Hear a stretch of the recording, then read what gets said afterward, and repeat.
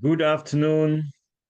Good afternoon. My name is Alfred Che, coming to you from the state of Maryland. Welcome, welcome, welcome to the Dream Team webinar. We are having a great show today with our guest speaker, Sister Irene Ekwede. I hope you will enjoy and understand how your body functions and what to do, Yes. Without wasting time, let me hand it over to my sister, Candler, to take it over from here. Thank you, Brother Alfred. Good afternoon, good morning, good evening, happy Sunday. Greetings and welcome to the Dream Team webinar today. We are so grateful to have you again with us another Sunday. After we celebrated Father's Day last Sunday. So always a joy, always a pleasure, and we value your time you spent with us. We don't take it for granted. To all our fellow Unperseverant, or we call our fellow family, Dream Team family, watching on YouTube, we also want to say welcome. We know you are there. We may not see you like we see those who are able to join us through the Zoom, but we truly, truly, from the depth of our hearts, know that you are there and you are watching and you are equally participating, as well as everyone that joins us on Zoom. So welcome and a happy Sunday. And we all are excited and looking forward to having another great webinar today, Sunday, June 22nd.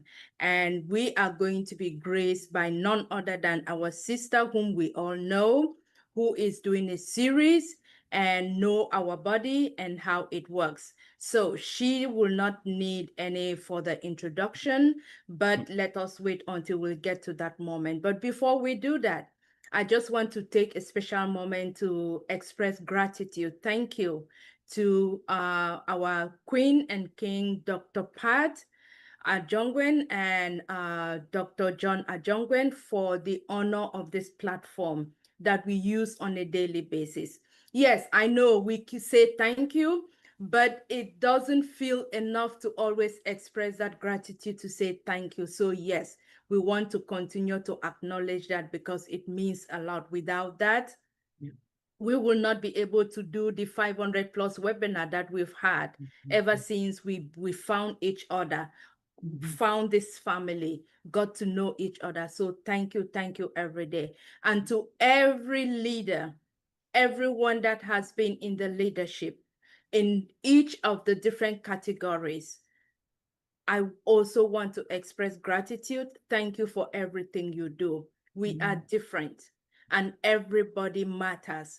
Everything we do matters. We complement each other. And that is the reason why we have been able to do 500 plus webinars. So thank you again for everything. And without much ado, now we can go into the details of our webinar today. Thank you, Brother Alfred Che, for the welcome. And for those that will be watching later on, we will continue to express our welcome to you verbally as well as through the chat. And then now we go to the next, which is going to be our signature tune. Dr. Derek, at this time, we also appreciate and thank you for all you do, what you do, how you do it, but it always mesmerizes us. Like it always takes us anew to a different level, appreciating what you do. So thank you.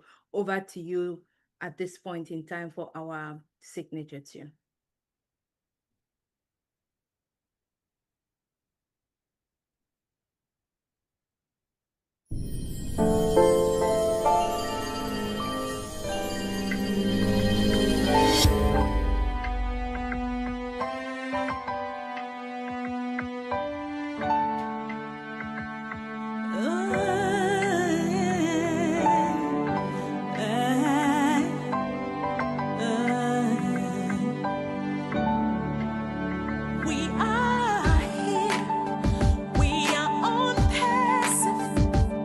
Shining bright.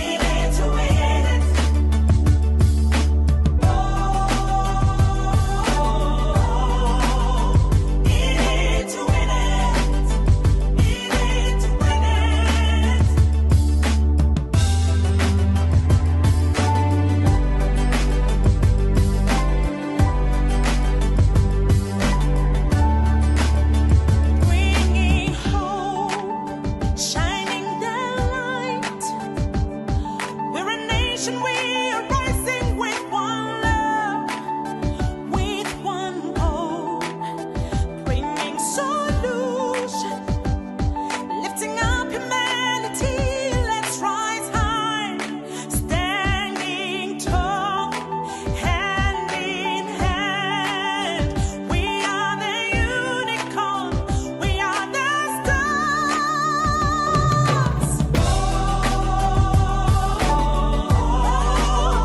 In it to win it, in it to win it, to win it.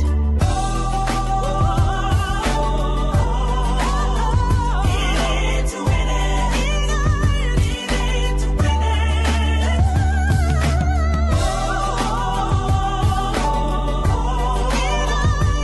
win it, to win it, to win it, to win it.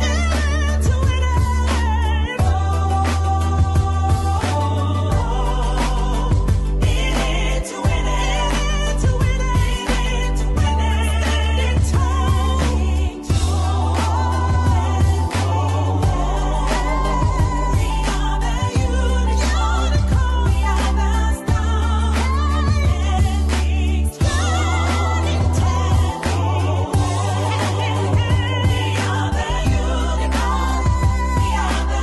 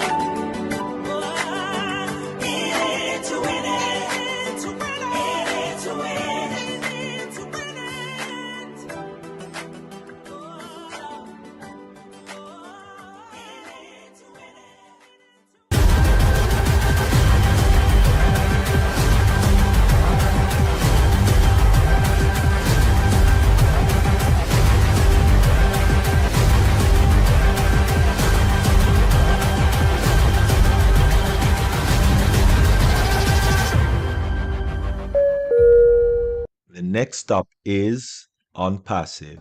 Stand clear of the closing doors, please. Closing doors, please. Wonderful, wonderful. Oh my goodness. I just can't get enough of that. Thank you, King Dr. Derek. We truly, truly appreciate what you're doing. And I mean, it's every week is just amazing. It's just brilliant what you do. Thank you for that. We appreciate you. So at this time, we will move on to our next agenda item of the webinar, which is going to be our mindset for today.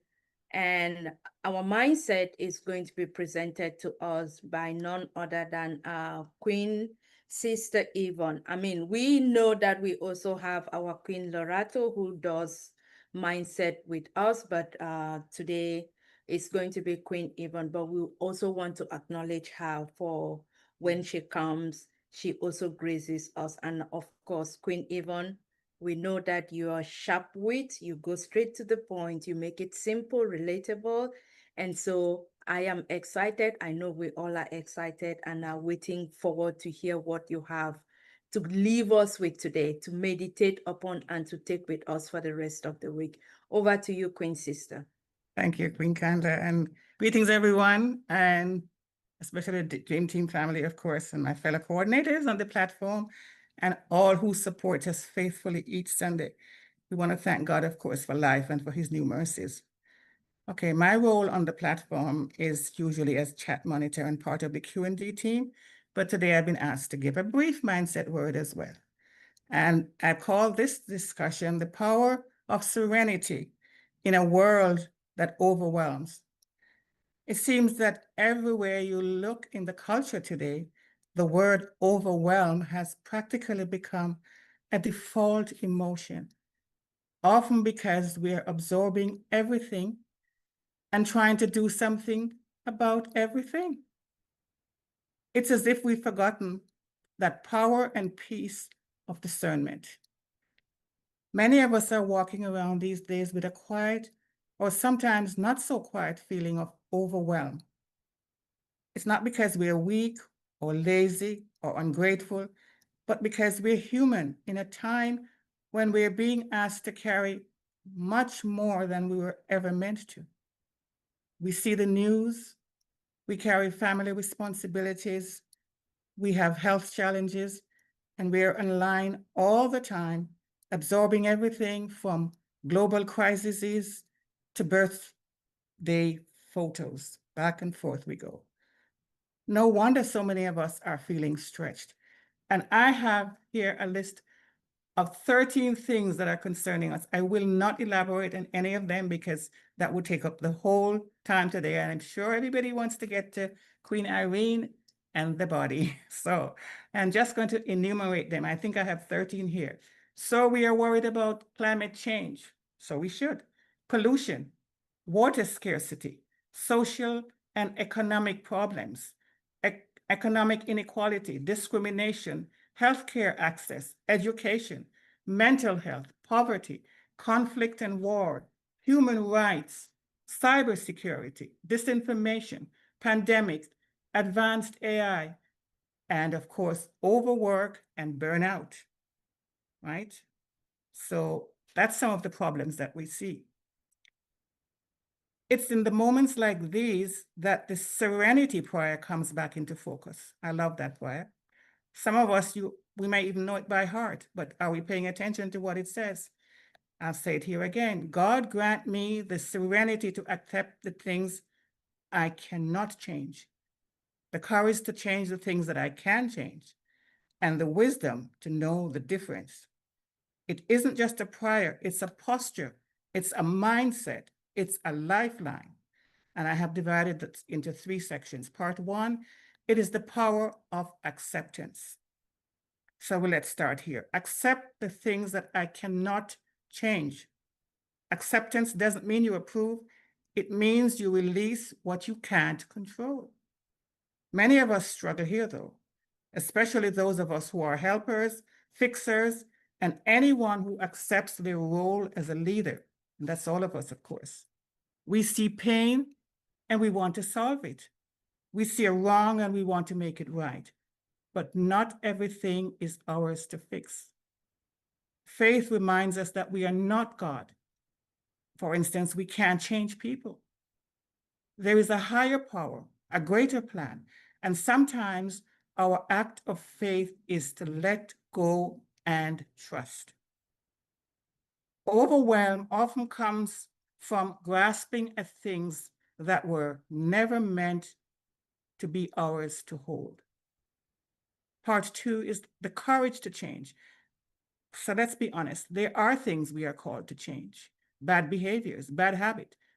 It takes courage to forgive, courage to have that difficult conversation, courage to speak up, to set boundaries or step into our next season when fear entices us by saying, stay small or what's the use? Faith gives us strength for this. It tells us that you're not alone. You are not put here by accident. You have divine authority to accomplish what is your assignment here in the earth. You have influence over your choices, your voice, and your response. It says, God has not given you a spirit of fear, but of power and of love and a sound mind. That's in 1 Timothy 2:17. Courage does not always roar. It's not always in your face. It doesn't make a noise. It sometimes just whispers at the end of the day, try again tomorrow. That's what we're called to do. And then the third part, wisdom in the middle. This is the hard part though. It's the wisdom to know the difference. And wisdom is not just intellect. It is discernment. We need wisdom to know what is our assignment and what's just noise, just distractions from purpose. When we speak up, and when to stay still, when to act and when to pray. Here's the truth. Faith and wisdom, they go hand in hand. Faith says God's got the big picture. He has good plans for us. And wisdom says, and I'll handle the part that he has given me to do as mine. So if overwhelm is knocking at your door, pause and ask yourself these 3 questions. Can I accept this with peace? That's the serenity. Is there something here I can and should change? That's the courage. And then the wisdom, it says, what is my higher power showing me about the difference? That's the higher power. When we have faith as believers, we know that the higher power is the divine. So that's how we regain our calm, our focus, and our strength. Not by fixing everything, but by realigning what is ours to carry, what is ours to do. And so in closing, here is my acronym, a short one today. It's the word ACE, A-C-E.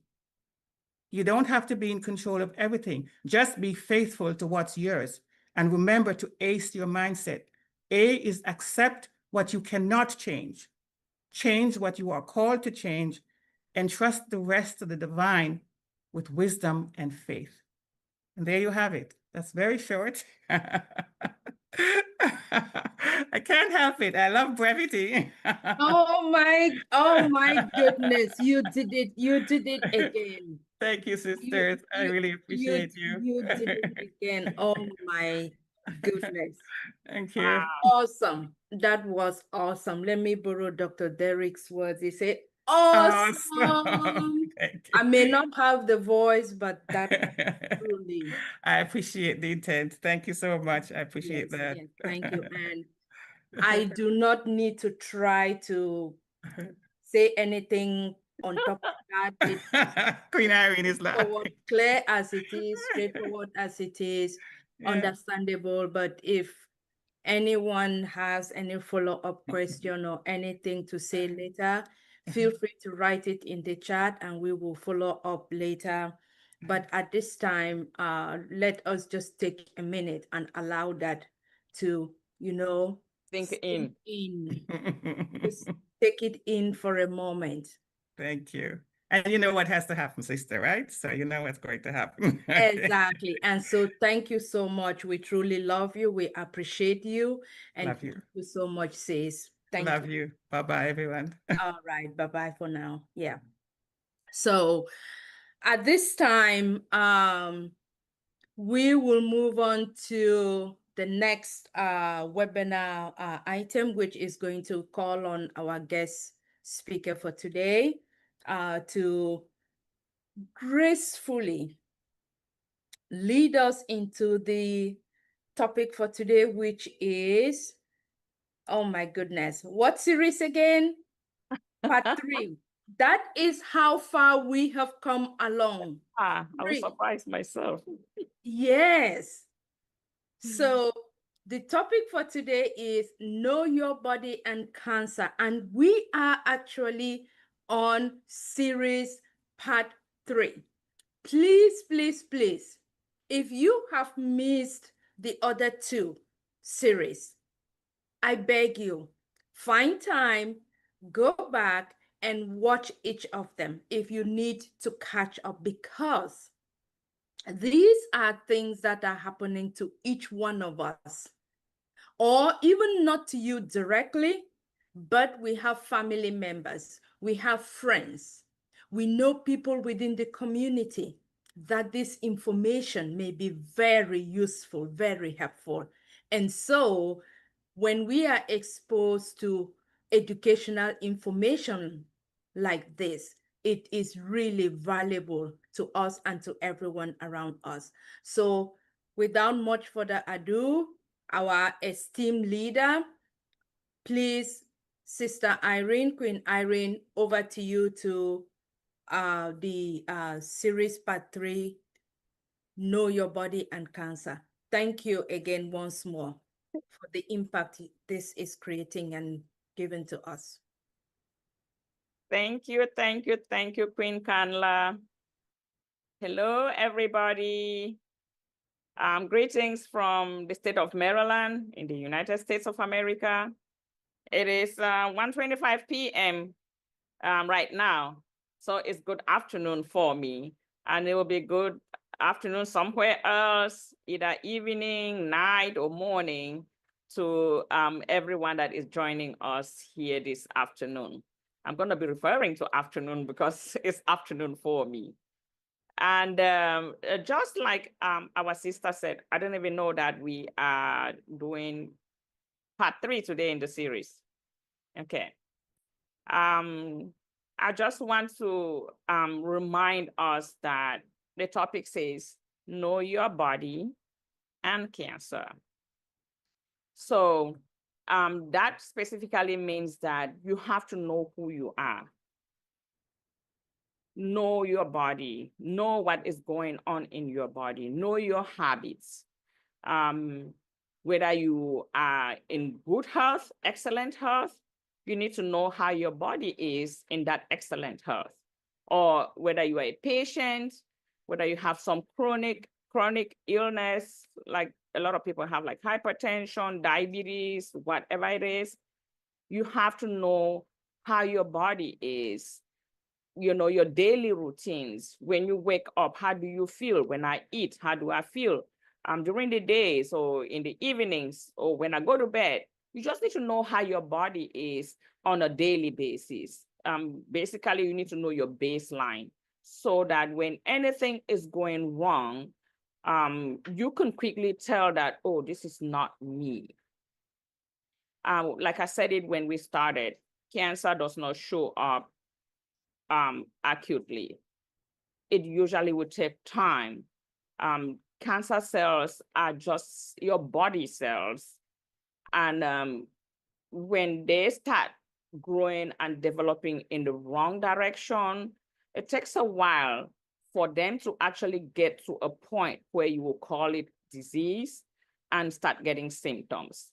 So, but if you know your body, once these things start getting a little bigger and, you know, noticeable, you can catch it quickly before it gets to a point where you think of going to the hospital. And that can only happen if you know your body very well. When you eat, how do I feel? You know, when I exercise, when I go late to bed, how do I feel when I get up the next morning and things like that. When you know those routines, little changes you can quickly pick up. And then one other thing is do your yearly medical visits.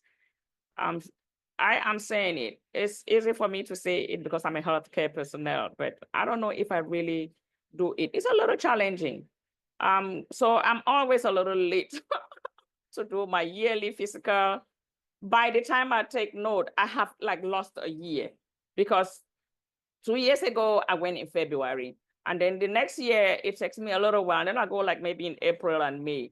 The next year, I go like in August. Before you know it, you have lost a year. But it shouldn't be like that. But those are the kinds of things that we do, which are not really healthy to our bodies. We need to learn to be conscious and take good care of our bodies and know who we are and what our bodies are all about. All right, so I'm going back to this thing again. Please be patient with me. Okay.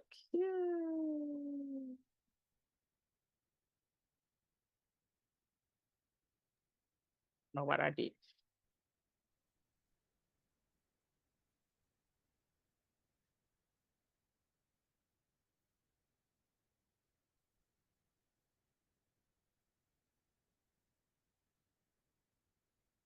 You just have to let me know what you're seeing. Okay, at this time we can see the two slides, the main slide and the rest on the side. So you Okay. make it sync, one sync, yeah. Alrighty, and let me go slideshow.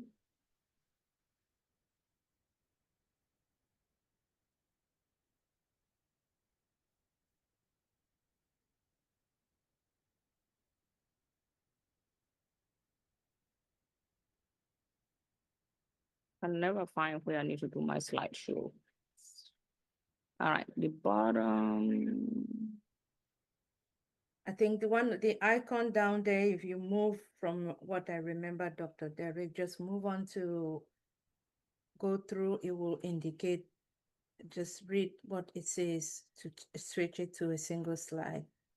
I think that's the one you may be passing through. Take a. Yes. Okay, so a month ago, I think it's about a month ago, we talked about Kaposi sarcoma. And when we did, I said, hang on, I need to. When we did, I told you that you know, Kaposi sarcoma is seen mostly in patients that are HIV positive. That's what most people know, but it is not really caused by HIV. It is caused by a virus known as Kaposi sarcoma herpes virus.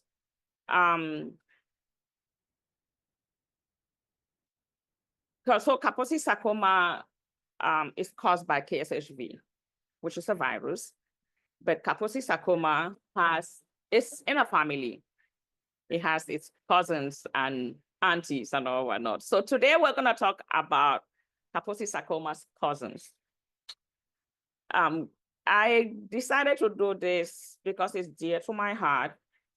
They are very rare cancers. And the issue is that it predominantly affects the minority population.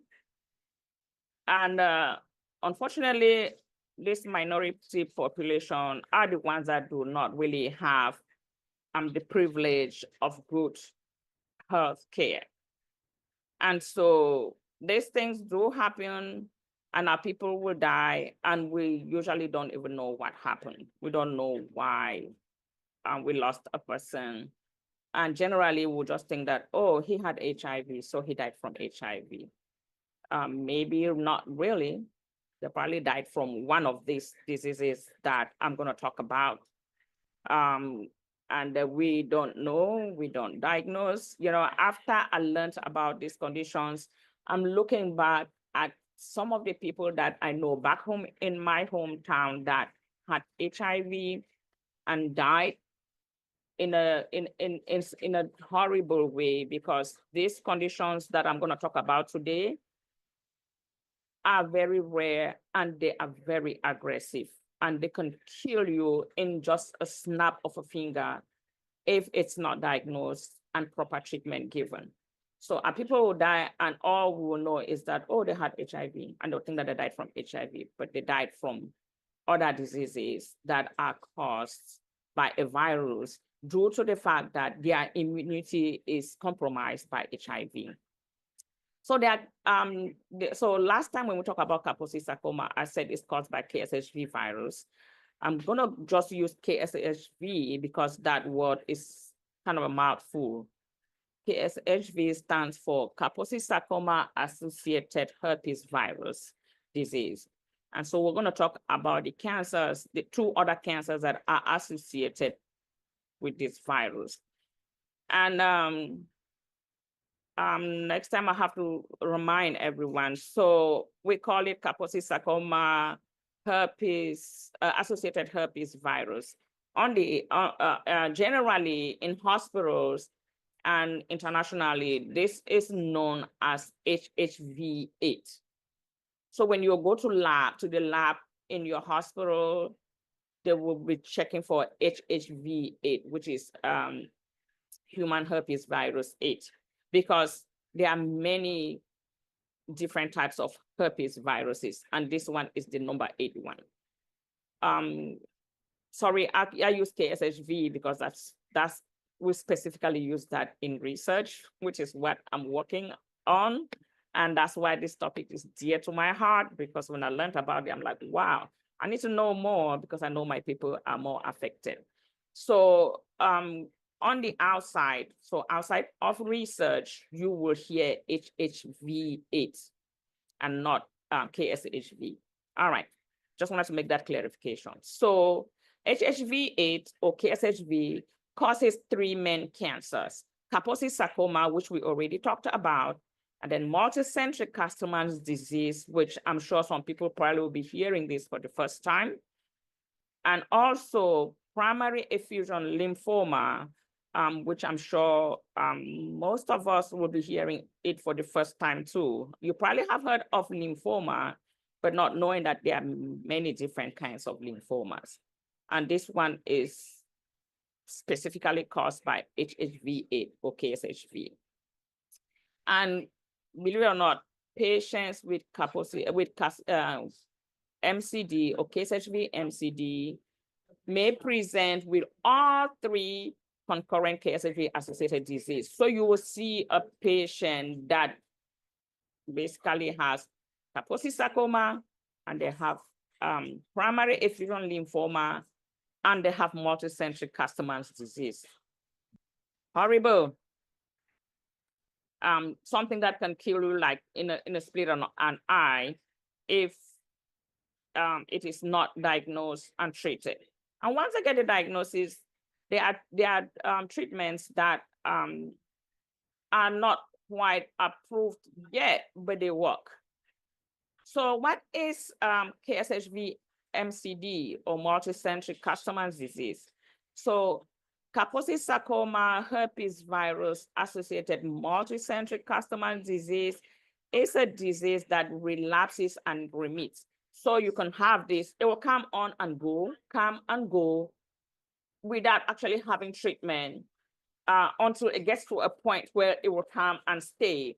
And at that time, it needs to be diagnosed and treated. So it's a disease that comes and goes, and it is characterized by severe inflammation or swelling of the lymph nodes. Usually, it is common in patients living with HIV. But like we talked last time when I said Kaposi sarcoma can also be found in people of Mediterranean origin, especially older men, older population, just because their immunity is getting old and weak. And so they have this virus in their system, and the virus will wake up because their immunity is low. And also it can also be caused by people who had like transplants, or patients that, or people that live in sub-Saharan Africa where that KSHV virus is endemic. Okay, so what are the signs and symptoms of MCD? The patients usually will present with severe swelling of the lymph nodes.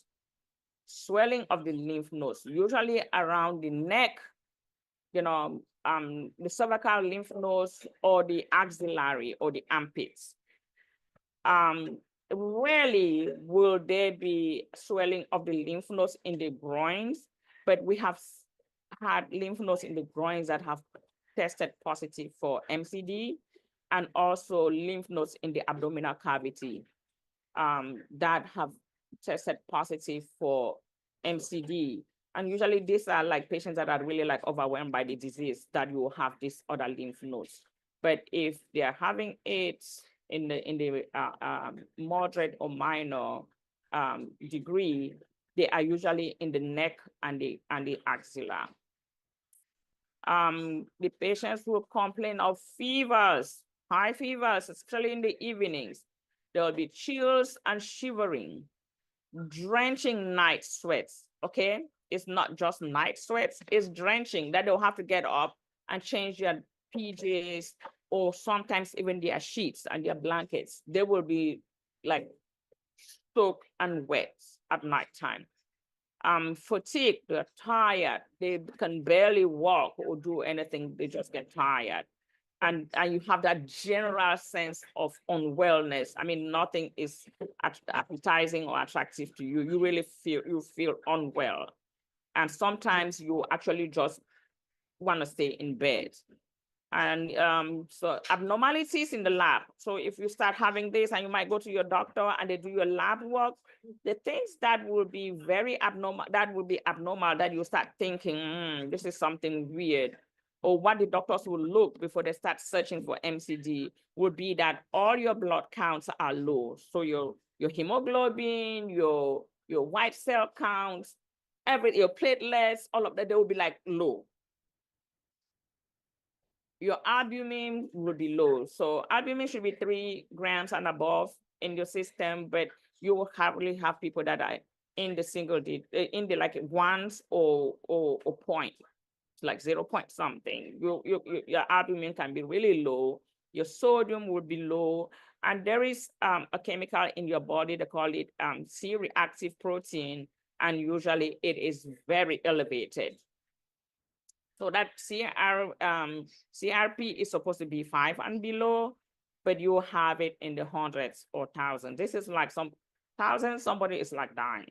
They really can't move because it's a very toxic protein in your body, and it really can make you tired and sick.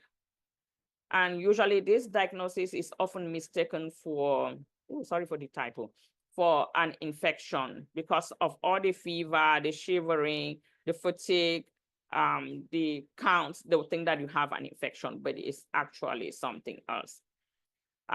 So I don't know, I think I mixed up my slides. I don't know why. I think I'll go. Ooh. All right. So so what is the treatment for MCD? Currently, there are really no approved therapies for sarcoma, herpes virus, multicentric carcinoma disease. There are no approved therapies yet. However, a number of agents and regimens have now been recommended by the National Comprehensive Cancer Network, and the guidelines will tell you how you can use these agents, but they have not been approved yet. They are more in clinical trial status. So I'm not gonna like talk so much about them because we don't know what all these agents, what they will be approved for the treatment of multicentric carcinoma disease. But there's one agent that works like magic.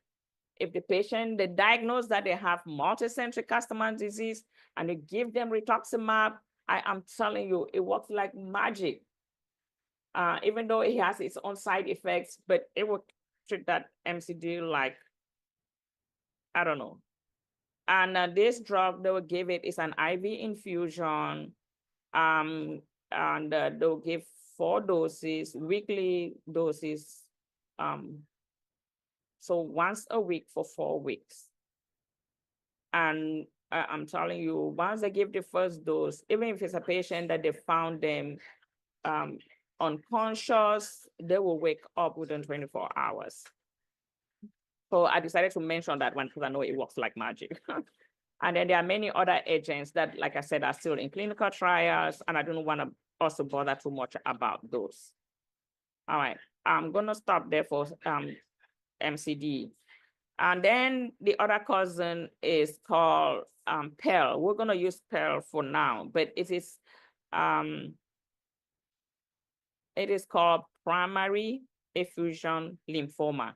Primary effusion lymphoma, just as the name says, it is a type of B-cell lymphoma. So there are different types of lymphomas. There's Hodgkin's and non-Hodgkin lymphomas.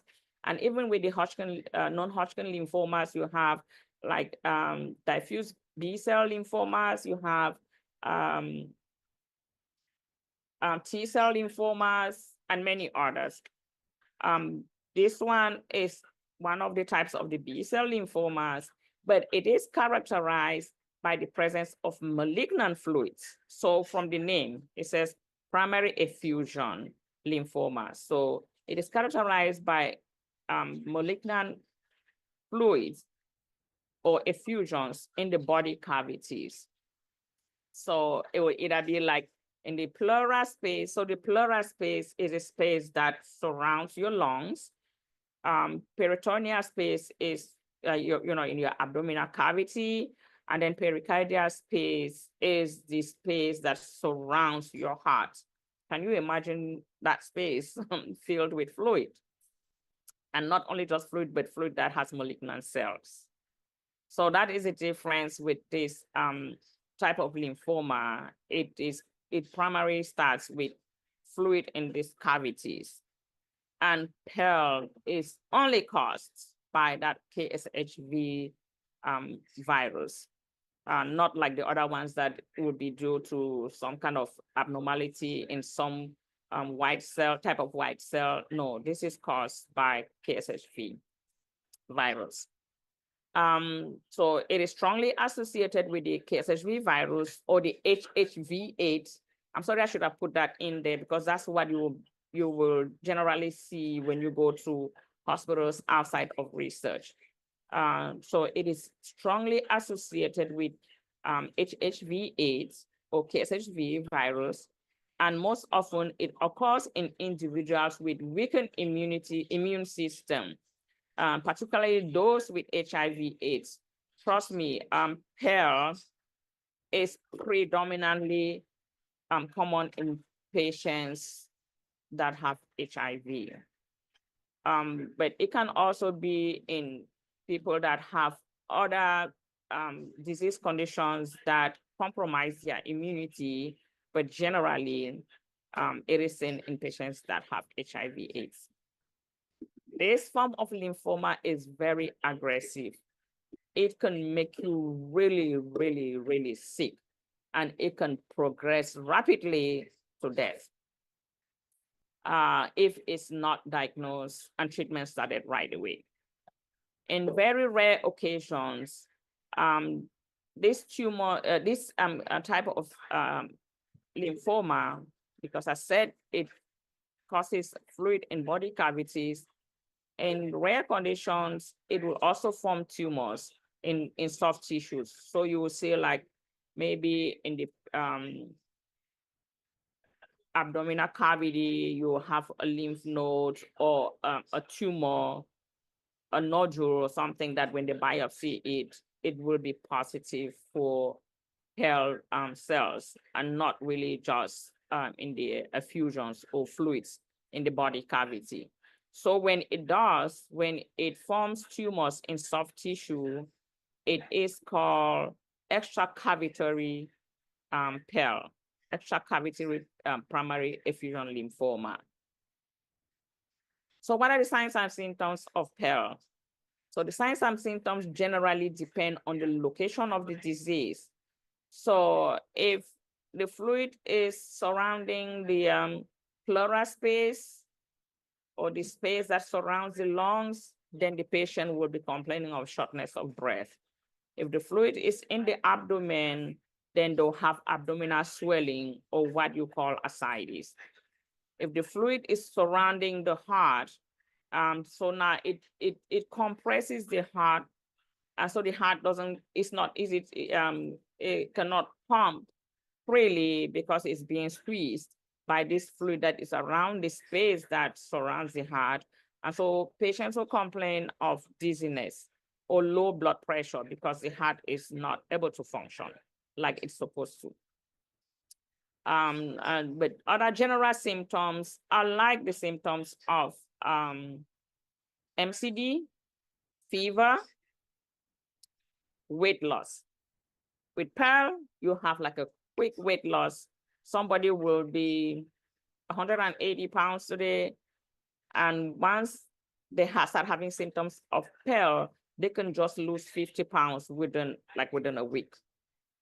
So severe weight loss or severe and rapid weight loss, and then you still have those drenching night sweats. So drenching night sweats are very common with PEL and MCD. So usually if we have our patients that have HIV and they tell you about drenching night sweat, they tell you about fevers that come and go, they tell you about, drenching night sweats, they tell you about fatigue, they're tired, they just don't feel well, they feel like just staying in bed, life is not appetizing. Those are the things I will be looking for as we do the workup for them. So what is the treatment of Pearl?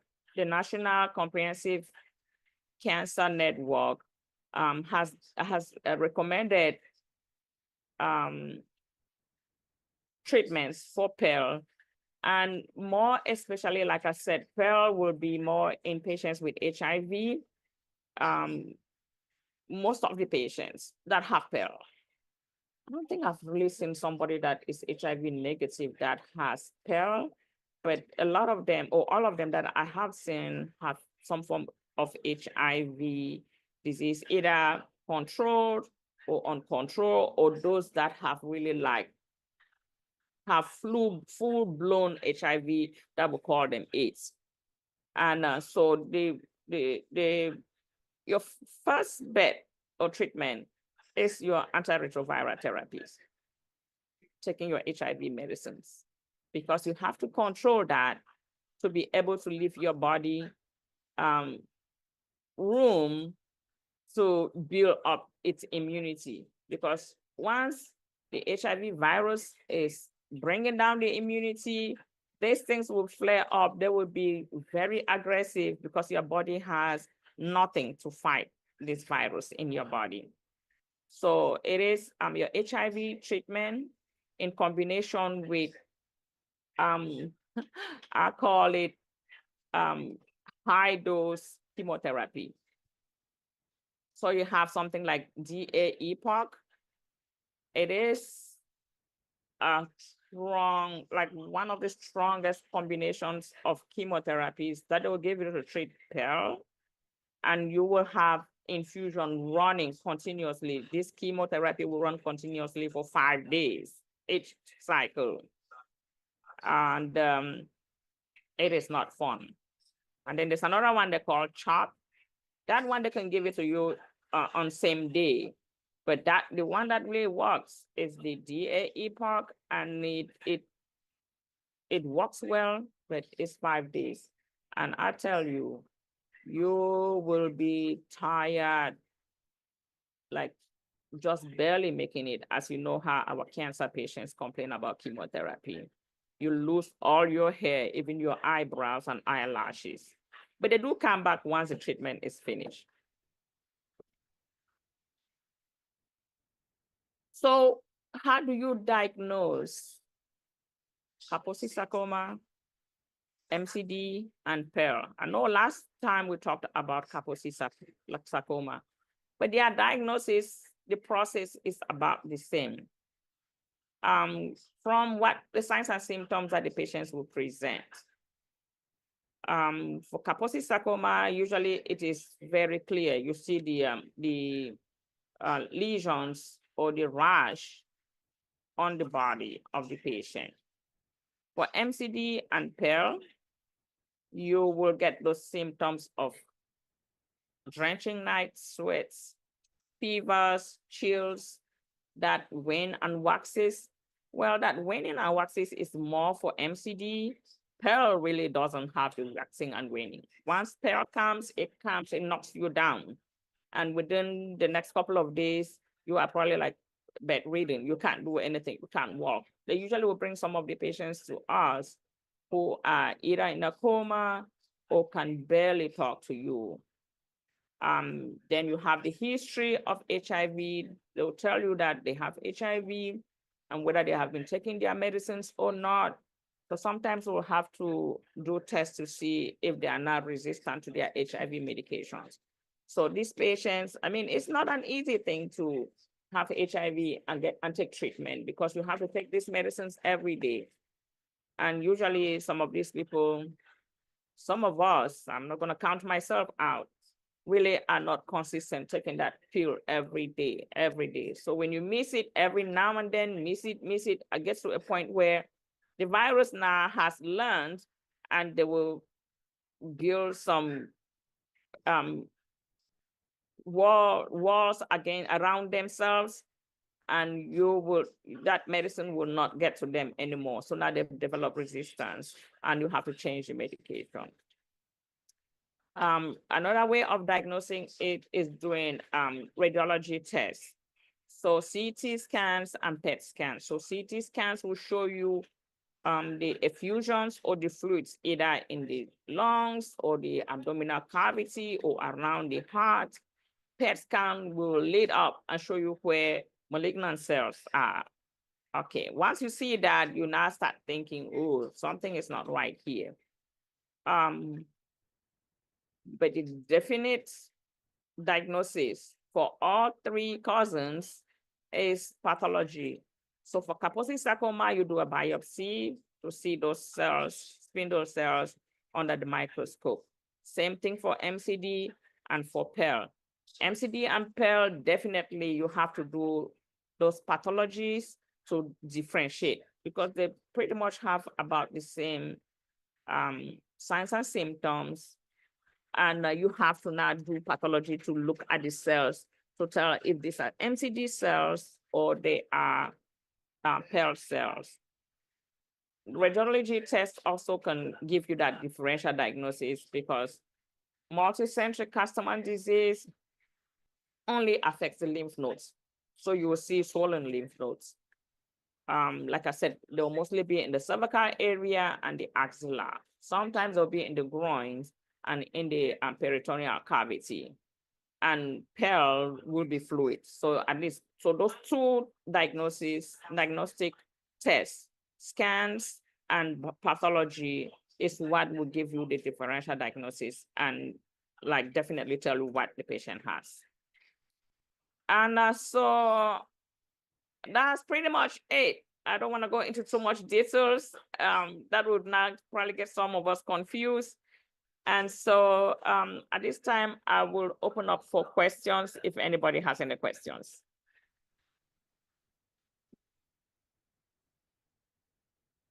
Wow, that is awesome. That is incredible. That is brilliant. That is very informational, or I would say informative. Whoa. Queen Sister Irene, even though some of the medical terminologies we were just listening and hearing, I cannot remember or even be able to pronounce them, but the message that I got is there is this need for us to understand what is happening around our bodies. And to us, like you specified, which is something I would like for you to explain further. You talked about why it is prevalent among the community, our community. And it struck me to follow up to ask, is it genetically that within the community that will mean people of brown color or Africans, or is it just a genetic consideration, or is it due to medical reasons? How did the breakdown come for you to be able to associate that this is the group of people that are more associated with it at this point in time? So that will be able to help us understand, okay, like you said, from the symptoms and all the other things, when we start seeing them, even if it may not make sense to us, but then being able to open up to that as one of the options of what may be wrong with us in our body. Okay. Yeah, really, it has nothing to do with genetics. I would say that. I think it just has to do with the discrepancies in the health or healthcare privileges for our minority population. And so our people don't really have that. Medications for like HIV are expensive. If you really don't have health insurance, you will not be able to afford these medications. And this is one of the conditions that actually compromises our immune system. And once your immunity is compromised So if you have HIV and you're not really getting the treatment and you are close to what I would say AIDS, you barely has immunity. They'll come to the hospital and we do their lab work. Like I said, you will see that their blood counts is very low. One of the cells that keeps our immunity going is the CD4, and our people will come with a CD4 of pretty much 0.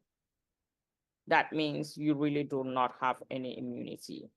And in addition to that, especially those of us of African origin that come from Africa, let me step back a little bit. In the United States, that virus, the Kaposi sarcoma virus, is not endemic like it is in sub-Saharan Africa. I remember last time I told us that, sub-Saharan Africa, kids will actually have this virus even when they are still young. They're not born with it, but interacting with a mom who has that virus or with a dad that has that virus, and they will share maybe saliva. You know how we eat in a big bowl, everybody? They will share this virus, and at some point, one person has it, maybe dad has it, or mom has it, and chew food and feed the baby, because this virus is also present in our saliva. They transfer it to the baby even when they're young, and they can grow with it. I'm sure some of us here, if they kind of try to test us, we might have that virus in us because we are of sub-Saharan descent. But if you are in good health and your immunity is strong, it keeps that virus quiet, and it will just be in a latent form. But now, if you happen to now have HIV or have any disease condition that will compromise your immunity, this virus that usually is kept in check by our immunity would flare. And then you will have all these things. So that's why I also said that even though these diseases are common in people that have HIV, they can actually be common. Some people that do not have HIV might also have it just because so they have some kind of disease that compromises their immunity. And because they have that virus already living in them, it will get up and start doing its thing. And so you can have like a chronic disease that will compromise your immunity. You can have maybe transplants. All of this will just compromise your immunity and the virus wakes up. So that's why I said that it's common in our community. In the United States, especially the Caucasian community, it is usually just the gay community that really has this, men having sex with men. They are the ones that will have KSHV virus. And they are the ones that will show up with MCD or PER. But still, these people, they have the privilege of good medical health care. And so they take their HIV medicines, and very few of them will show up with PER or MCD or even KSHV. But for us, I mean, I've seen a patient even today in 2025. Oh, I was diagnosed with HIV in 2005. Did not start any treatment. Okay. Do you see that 2005? And this is like 2025. It's almost like how many years? They didn't start treatment, or they start and they stop, they start and they stop. They don't want people to know about it. So they are not taking the treatment like they're supposed to. They probably develop resistance. And by the time they show up, it is because they have these things. Wow. I mean, we had a 19-year-old the other day. This is 19-year-old that came with KS, PER, MCD. Wow. 19-year-old. But that's because, well, for her, she didn't even know that she has HIV until she was so sick and has gone to the hospital. And before they did lab work, her CD4 is 9. Okay, that's like almost 0. And then hemoglobin is 6. Platelets in the single digits and all that. So, and then they'll look up to see that she's like full-blown AIDS. And then she has all of this. Well, the good thing is that, well, she's here in the United States. As soon as they saw that, they called us and sent her to us. If they were in Africa somewhere, it would be a little bit to find out all these things, and they will be dead. Because we call her our Christmas present, because she came to us half dead. So those are some of the things. That's why I say it's common in our communities, because we don't have that privilege for healthcare. This virus is endemic, especially those of us who come from Africa, is endemic in our zone. So we are the ones that show up a lot with this rare condition that most hospitals don't even know how to diagnose or to manage. Wonderful. Wow. I'm glad for that detailed explanation, because then it gives us an in-depth understanding and appreciation of what we need to be doing around our daily lives, or an understanding of being able to appreciate what if we fail to do, that may expose us coming closer to this. So thank you so much. I think, yes, Brother Joseph, I can see your hand raised. Just one more minute, and then I'll call you up, because your response just answered the question I had sent. I had into the chat, because I was trying to understand why patients with HIV/AIDS, I mean, with already a compromised immune system, are the one that are most vulnerable to, to this opportunistic condition. So I think you just answered that question in and elaborated really, really well. So thank you for that, Queen Sister Irene. So at this time, I think your explanation just made Brother Joseph to raise his hand, and I would like to ask him to unmute. Brother Joseph, please unmute and ask your question to Queen Sister Irene. Are you able to hear me? Yes.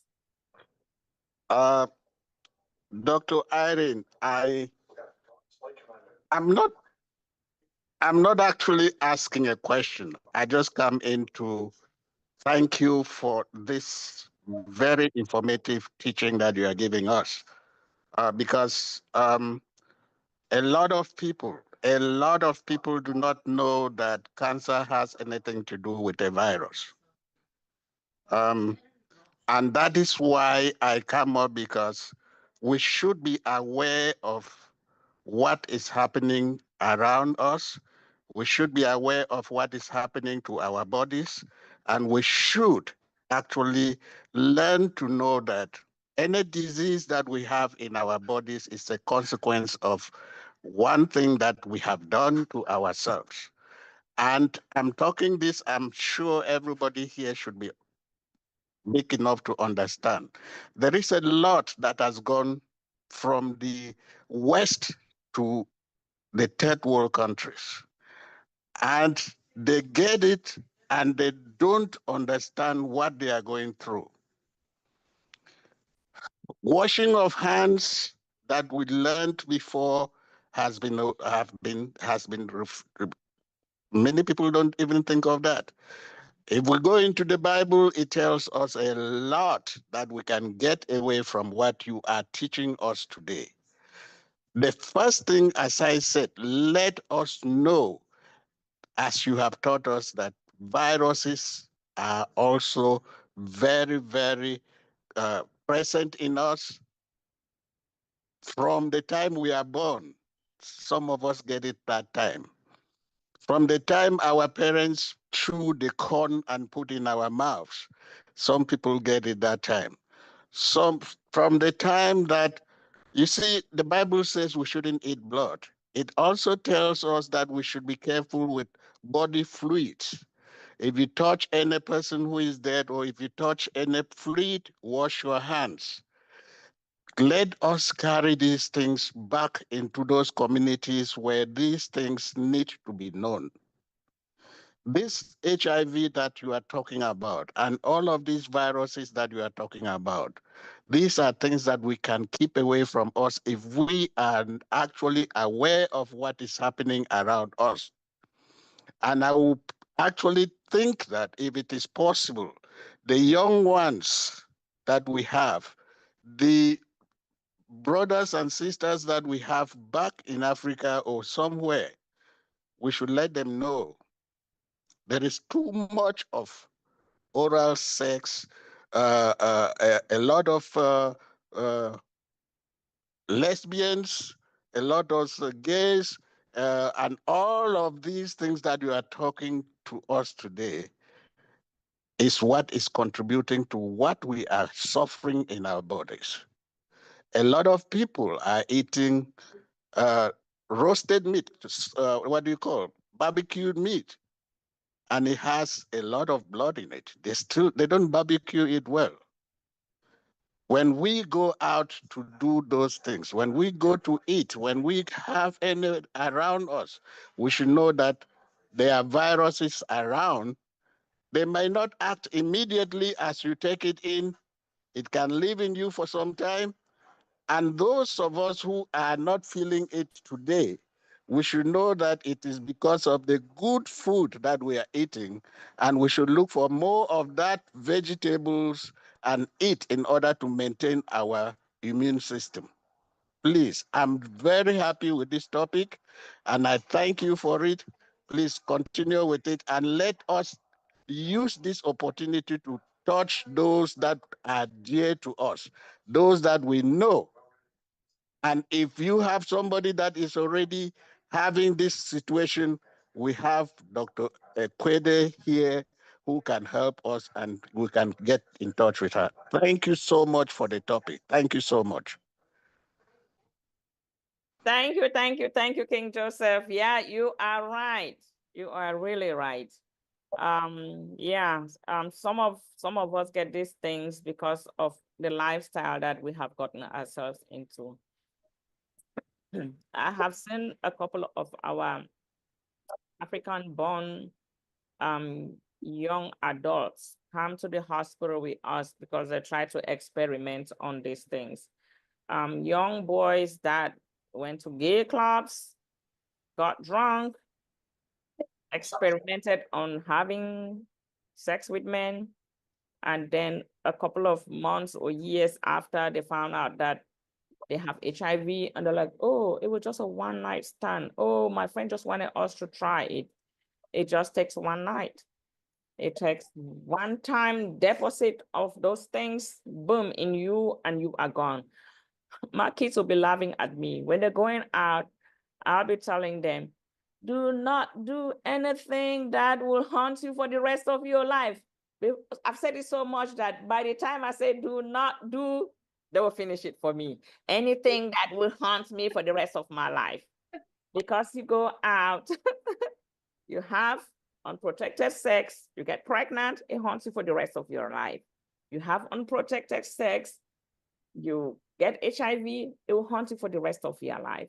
And it will just not be HIV, it will now be all these things that we're talking about that will come, that comes with it. You go out and you go to wrong places and you get drunk and they give you drugs, they introduce you to things, you get hooked onto, it haunts you for the rest of your life. So I have seen our kids that grew up in a different culture and they come here and they want to experiment. So they are like the young adults, unfortunately, because that is a very vulnerable age group. They want to try things and they get things that will haunt them for the rest of their lives. But if our parents chewed food and gave us, and we got that virus in us, if you live a healthy life for the rest of your life, if you live a decent lifestyle, that virus will stay quiet. But if you start doing things that are not right and get yourself in situations where now your immunity is compromised, this virus that was given to you innocently will now be doing things in your body. So don't fear talking. I'll be telling my kids every day. Now they know it's a phrase that we talk every day. Mom, I'm going for my friend's birthday. Hey, on their way out at the door, hey, wait, do not, and don't finish it for me. Because we see these things all the time. So do not, please say it over and over again until they will sing it with you. Don't keep it quiet. Well, when we were growing up, our parents never talked to us about sex. They don't tell us all these things. But we grew up in a decent way. We didn't go out doing stuff. But it's different today because our kids are exposed to so much. They see a lot on their phones. They hear a lot. They teach them these things in class. I start telling them about homosexuality. They have all these ones that they think that they are, all these other kids that they think they are gay or lesbians, and they talk to them and they start trying to experiment to see how it feels, and they get to that. But those are things that we never had those pressures growing up. But our kids today have a lot of pressures, a lot. And they also have a lot of these things out there. And one other thing, talking about cancers and viruses, I think that's one of the things that I'll do in the series.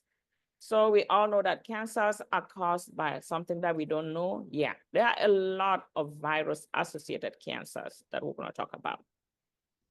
We just talked about these three cousins, the KS, the MCD, and Pearl. They are virus-associated. There are many other virus-associated cancers that we're going to talk about.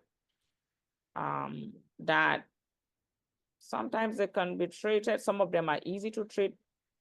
Believe it or not, this MCD and Pearl, if they are diagnosed on time, without them overwhelming your body, because your body has to also be strong to withstand these very aggressive cancers. If you know your body and these things are diagnosed early, they are cured. The only time that they will kill you is if you don't know anything or you don't care, you're feeling bad, and your days you're having all these symptoms, you keep them to yourself and only show up in the hospital when the disease has overwhelmed your body, it now gets difficult to treat. So prevention is better than cure. Early intervention will lead to cure. When you wait and it's too late, it's too advanced, then it's difficult. When you hear about metastases, these things will start in one spot. When they grow and they get bigger, and then now these cells break off and they're carried by the blood to other parts of your body. That's what they call metastases. At that time, when they are treating you, they will tell you it is not curative intent. Curative intent is when they quickly find it, even if it's in one place and it's huge, you can be cured. But when it's spread to other parts of the body, it gets more difficult. That's how they will tell you that, oh, you have stage 1 cancer or stage 2, 3, 4, 5. Those different stages are telling them how far the cells are away or are identified from the primary source. So if you have lung cancer and they now found it somewhere in your pelvis, in the bones, in your brain, that is how they classify the 1, 2, 3, 4. And the bigger the number, the more difficult it is to treat. So somewhere along the line, we're gonna do some, we're gonna talk about some virus-associated cancers that if they are diagnosed early, they can be treated because the virus. The ones that are very difficult to treat are the ones that we don't know what causes it. So those ones are really difficult to treat. But in any case, if they are diagnosed early, in the stage 1 or 2, curative intention is very high. Wonderful. It feels like we just jumped right into Q&D without formally introducing it. Thank you for your great question, King Joseph. We appreciate you so much. We have also learned a lot from the response, and thank you as always for coming in. Well, let us just continue with the Q&D then. But at this time, I would like to acknowledge Queen Dr. Benny, who is here as well in our leadership to work with us behind the scene. Our First Lady, please, if you can work with us, look at the chat. Do we have questions in the chat for Queen Irene at this time as we get into Q&D? But first of all, let us see your face. We miss a smile and we want to hear your voice. Welcome, Queen. Over to you. Thank you so much. Happy Sunday. Happy Sunday to all my queens and kings around the globe. How you guys doing? Are you guys excited? You guys heard the news. Something happens. But hey, only Queen Kamla knows what to say. I believe she's going to tell us something that occurred yesterday or 2 days ago when it comes to our updates. Isn't it, Queen Kamla? But before we proceed, I want to take this special moment to thank our Heavenly Father for bringing each and everyone here this afternoon, evening, or morning. It all depends upon your location. If you guys don't believe that we have a maker, then it is your problem. Because I know I have somebody who is watching over me, and he is watching over each and every one. When you guys have time, let us pray for our amazing CEO, Mr. Ash Mafare, his entire family, and his newest tech team. And let us pray for those who are really, really, really sick, under the weather, like Brother Mati Degamo, right? Chloe, Julie's daughter, Robin Noble. We have a lot, but I believe that they are praying too. Because if you don't pray, I don't know. We just need to continue to pray and believe that something is going to happen. And I just want to thank each and everyone again. But most importantly, I want to thank my queen, our extraordinary presenter, our presenter. When it comes to this, I hope you guys were really listening when it comes to this AIDS stuff. And she talks about her children whenever they are going out, right? She is a real mother. If she wasn't, but something is going to happen to those kids. You see how they're repeating what she's saying? Or they are completing what she wants to say. Because she has the knowledge and she's instilling it into her children to be very careful. Not only her children, but all of us and even her husband, right? We don't have to play when it comes to this disease. Queen Kanla, we love you. Thank you so much for being our moderator for today. And I know that you wear triple hats. I appreciate you. I love you. King Carlton, I love you too.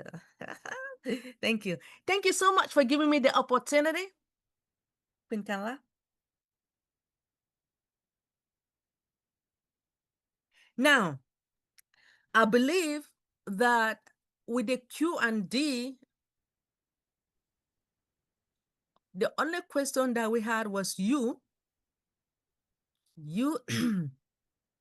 you wrote a question down and you also answer it again because you believe that our presenter has already given you the answer. So there is no other question at the moment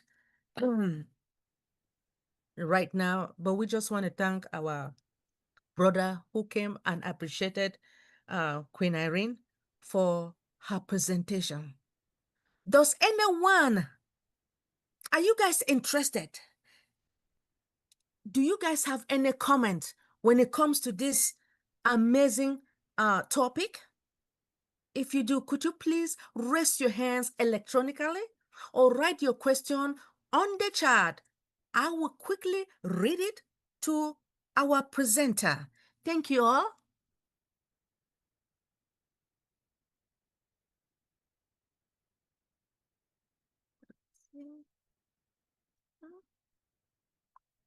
All right, my dear Queen, it seems as if everybody knows what this cancer or everything about AIDS is all about. So because I don't see any question, it means that your presentation was Coca-Colastic. Thank you so much. They got the message. They got the message because you don't have to play. Yeah. What I know about, well, I should not go straight to men, but it is for everybody that you don't have to go out there and be playing. When you are married, don't play games because it will catch you, right? If you're single, why are you playing games in the first place? Don't. Just focus on protect your body. Because I'm protecting mine. I'm not playing. At my age,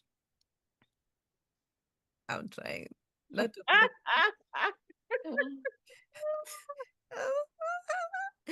No, even though people at my age, they still play games, but it is good for us to really communicate with our children, for them to know that they have to be careful. They don't want to die quickly.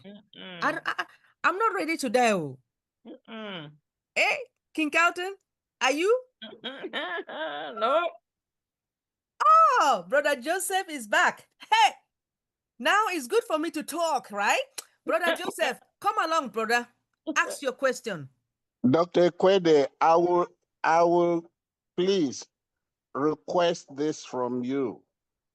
One of the things that I feel kills people with cancer is the way they are presented with the disease.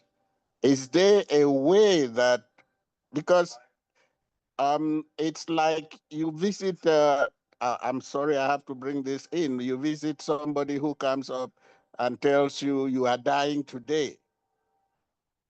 It is the truth that you get somebody with cancer in front of you. But the idea that if you don't start this now, you are dying tomorrow, that kills a lot of people. Is that right? Well, it is true that psychology has a lot to do with recovery. And as a human being, you don't want to hear that you have a disease that is going to kill you. So yeah, sometimes I'll say that the oncologists, they are not God. They can't tell me that I have 6 months because I don't know when God is gonna say, all right, enough is enough. So yeah, those things, they do have a lot to do with the patient's psychology. And some people take it with a grain of salt, some people take it seriously. I've seen where people go on hunger strike. They're like, well, what's the point? Why do I have to leave? So they just give up. Yeah, so sometimes just the way they present it to the people makes it very challenging for them to put up a fight. But like I said, psychology has a lot. There are some people that they come up and they say, oh, you have breast cancer. Said, God forbid, not me. And they'll fight it. And they'll fight it. Once your mind is ready to fight, you can actually fight. But when you give up, even before you start the fight, you probably have given up completely, even when you're getting the treatment. So yeah, the one other thing is that you also need family support. If there are people there giving you the support, because sometimes when you sit there and a doctor tells you that you have cancer, you really do not hear anything beyond that. And so whatever instructions they're giving you, whatever they're telling you, you don't hear it anymore, because all you know is I have cancer and I'm dying. But if you have that family support, if you have someone that you can lean on, that you can cry on their shoulder, that can go with you to your appointments and listen to the instructions they give and help you follow up those instructions, they do help a lot. Yeah, because there are people that have cancer and they deal with it by themselves. They are already overwhelmed and depressed and just thinking about how short their life is. They really don't remember how to take their medicines, what to do. Just sometimes just crying helps you relieve some of that stress. And if you don't have that support, then you are heading in the wrong direction. So Is yeah, there, you're right. is there any way you can sometimes advise us here in case one of us is diagnosed and you're going in for the chemo for one reason or the other? Are there some products or some food that can calm down the effect of the side effects of the chemo?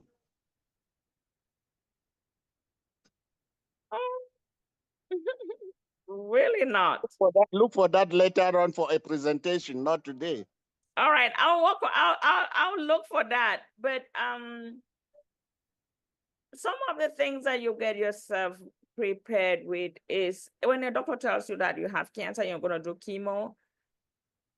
Look, like I said, these things, they don't grow in one day unless they found it at a very advanced stage that they need to start treatment all like right away. Ask for a second opinion. I would say here in the United States, you have the right to get a second opinion.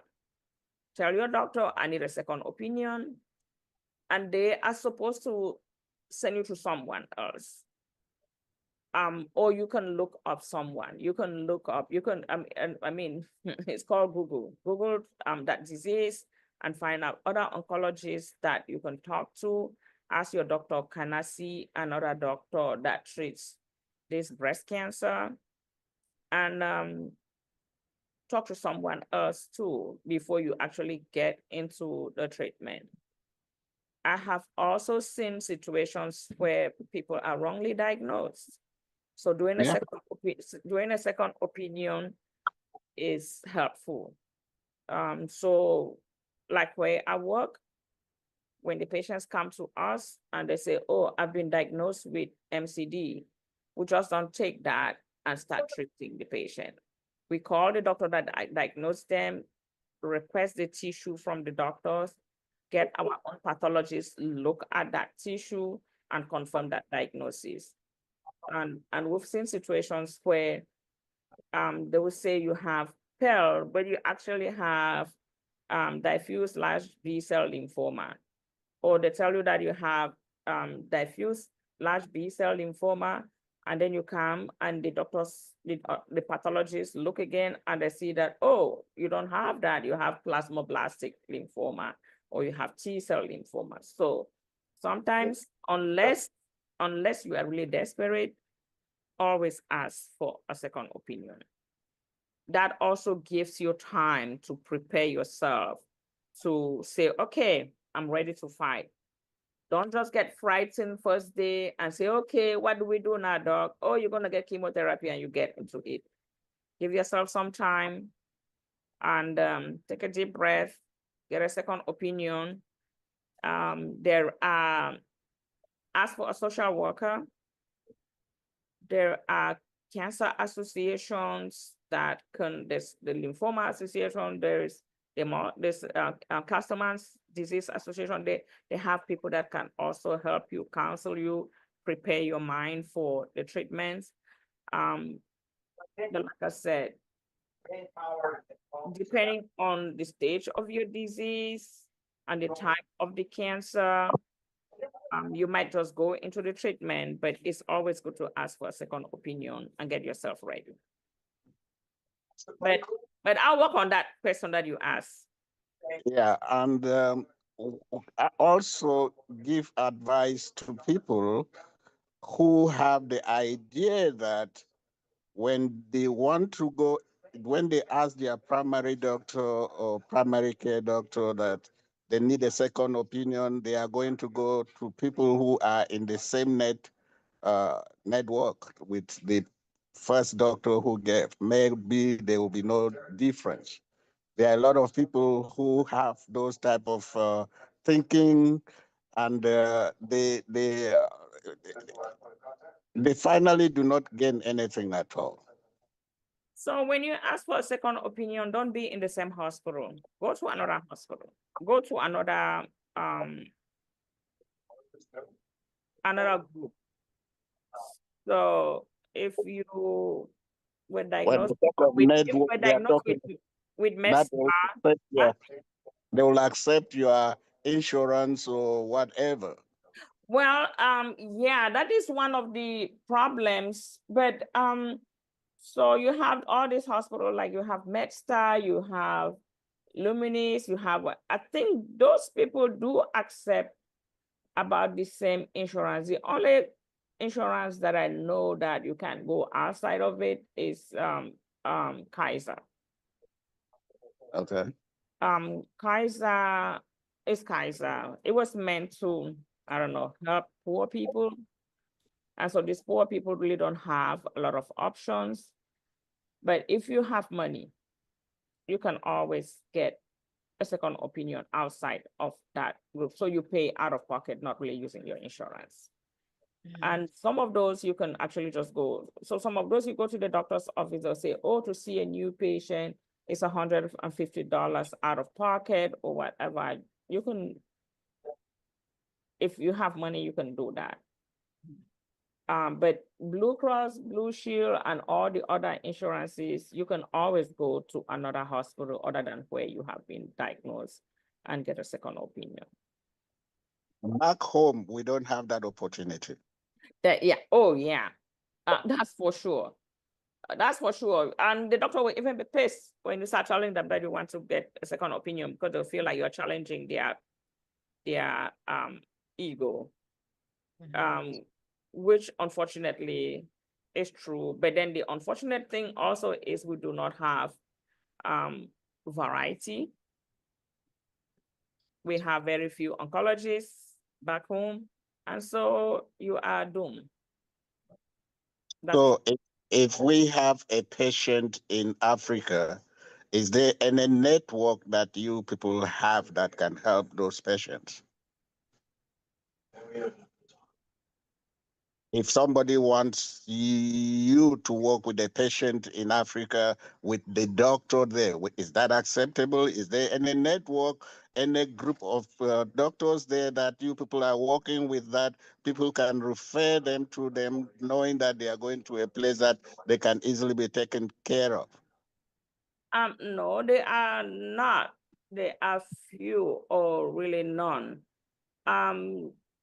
So with the kind of cancers that I've worked with, we can locate places like South Africa, Kenya, and Nigeria is also coming up now. They have a Nigeria new. is coming up, but I have not really seen them connected with the US that much. But yeah, they are coming up, but not really like linked. So this place that I'm talking about, they have like their doctors that have trained here, and before they went back, they kind of like create connaissance with the doctors here.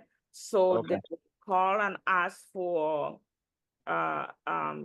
recommendations, and then they also participate in conferences. I've been to conferences where I've seen representatives from South Africa, Kenya, I think last time I went to a conference, someone came from Ghana, but I haven't really seen representatives from Nigeria, even as much as Nigeria is very robust and well advanced in health than many other African countries. They are not involved. Well, I haven't seen them involved in the network outside of Nigeria, which is really sad because there are tons of Nigerian doctors in the US. So why are they not making that connection? That's what I'm saying, that when you Yeah. attend a conference like that and you find like some other people of your who are back in Africa, either Ghana, Nigeria, or anywhere, that is an opportunity to get like and see if finally you can have a network that you can work. I know. Anyway, let's not go out of the topic. I'm sorry. Let me leave it that way. Yeah. So yeah, like I said, it's very unfortunate that we have a lot of our people here and they are not doing that connection back home. It's rather unfortunate, but maybe it's something that we need to think about. And yeah, you're right. I'm not sure that I have an answer for that, really. And with the way the system is now, it is not even easy to, get even a family member or a friend or relative that is sick back home and you're suspecting something. It's not even easy to bring them here, unfortunately. Yeah, it's very unfortunate. And believe it or not, these cancers that I'm talking about, that we talked about today, they are rare here in the US, like not well known. So can you just imagine how it is in Africa? I have friends that when I left home coming to the US, they had HIV and they died in certain ways that now I'm thinking that they either had PEL or MCD. But at the time, I really didn't know what to say. I know a friend died when she said, oh, he drowned in his own secretions. Okay, maybe he had PEL and he had all this fluid in his lungs and they couldn't even drain it. There's a way you can actually put a needle in the pleural space and drain it. They couldn't drain it and they were just strangulated by their own secretions. You have people that before they die, they have ascites, so they have all this big tummy. We know that they had HIV, and all we think is that they died from HIV, but they probably died from PEL, which caused that effusion, and they had the ascites, and they didn't know, and so they couldn't give them this treatment. But even if they knew, we don't have these medications that I'm talking about. They are not outside of the US yet. Yeah, I know. Unfortunately. Thank God so much for the presentation. I thank God that He brought you to give us this information. And I think, and I'm thinking that everybody present on this presentation and who has been following you has gained a lot from it and will give that information to the immediate family members, and we get from it. As I'm talking, there are a lot of people in Africa that I know who are suffering from one or two types of different cancers. And the worst thing is that they don't even know that there is a cause, that is a virus or is another parasite which is responsible for that. So this information that you are giving to us is very, very important. I thank you so much for that. Yeah, and I went to a conference and I also learned that even malaria can cause a type of lymphoma. All right. Yeah, that is very true. I don't want to go that way. Let's go. Yeah, that was a surprise to me, and I thought like just crying. Yeah, but and this particular type of lymphoma is actually in kids. So you see kids with those big jaw, they have the Burkitt's lymphoma and all of that. It has association. See how they do all that. it has association with sorry, ooh, with malaria. Okay, that will be a topic of another day. All right. Thank you. Thank you so much, Queen Sister. Oh my gosh. That was intense conversation, informative, and we appreciate the learning opportunity as always.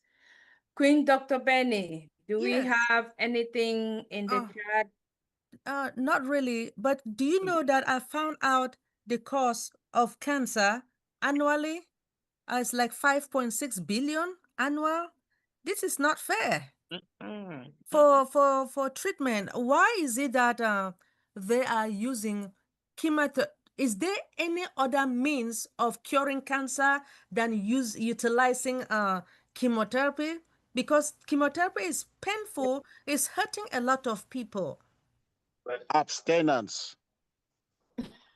Well, I think So before Queen Irene answers the question, to me, I'm thinking preventive, right? From the beginning, like we said, or like she presented. This information lays the foundation, awareness. And then as we grow up, depending on our lifestyle that we were introduced from our parents, we already are aware, or as parents, when we become parents, we always start educating the younger generation to know that this virus is there, is dormant.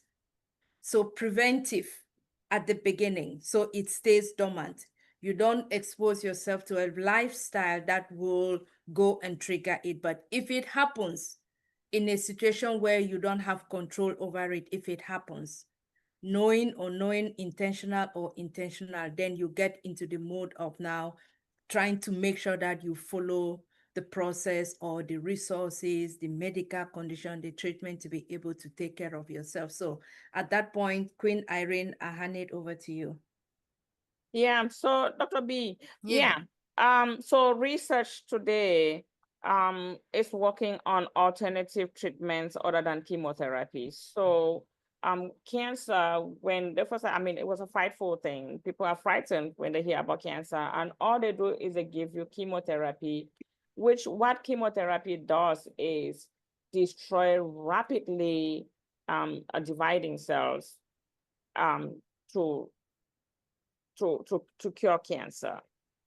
So but your body has other cells, normal cells that are also rapidly dividing. Because what happens with cancer cells is that they are abnormal. A normal cell will take a couple of stages and steps to go through a division. So it divides, it stops, check itself, make sure the division is correct. Then it continues, stops, check itself, and continue. I think there are like 3 checkpoints.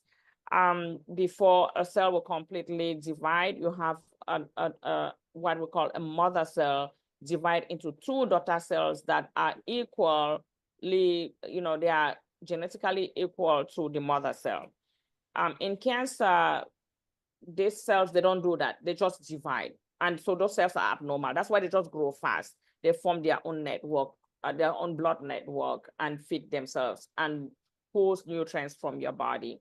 So what chemo does is that it identifies those cells that divide fast and it kills them. So that's why you see when you do chemo, you lose your hair, because hair is one of those cells that they divide rapidly.